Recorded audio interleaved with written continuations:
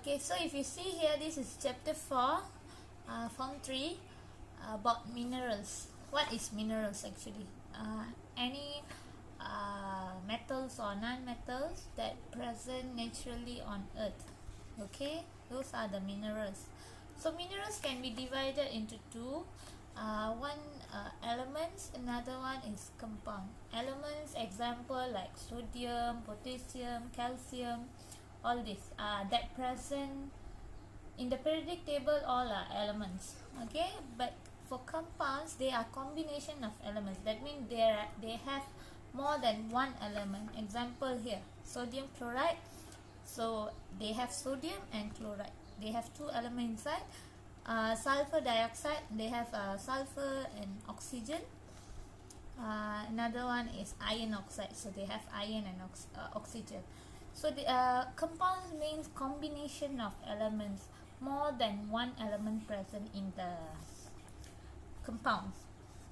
Okay, so to prove that compound is made up of several elements, activity 4.1 shows compound combination of elements. So what they did, okay, previously I also got asked few questions about this.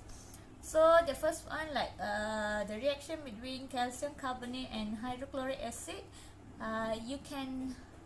they form calcium oxide, carbon dioxide and water. That means they are made up of many elements inside. Example here, calcium and oxygen, and then here carbon and oxygen, and here is water, hydrogen and oxygen. Okay, so that means calcium carbonate is a minerals on earth. They are the limestone which is used in many areas, okay, as a fillers, mining. Okay, another one, they also just heated it without using acid and heat calcium carbonate, then they form calcium oxide and carbon dioxide. So this experiment is done to show that compounds is made up of few elements. Okay,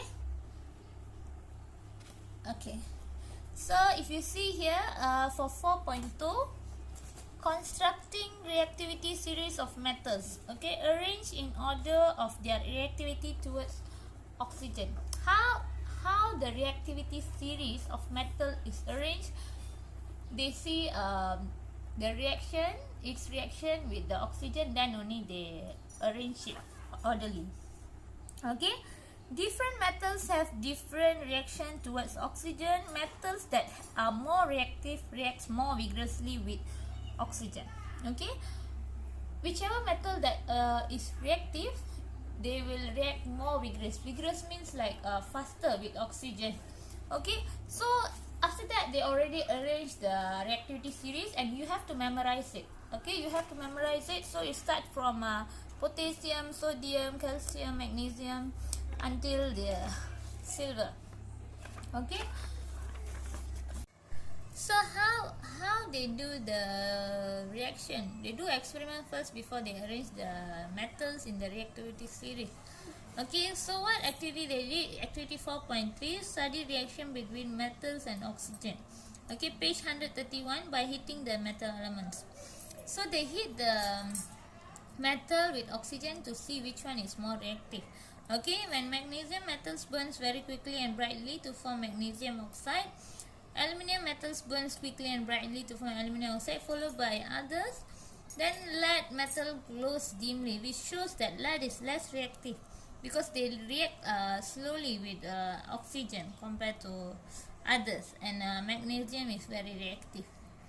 Okay, so for metals, how they arrange is by seeing the reaction with oxygen.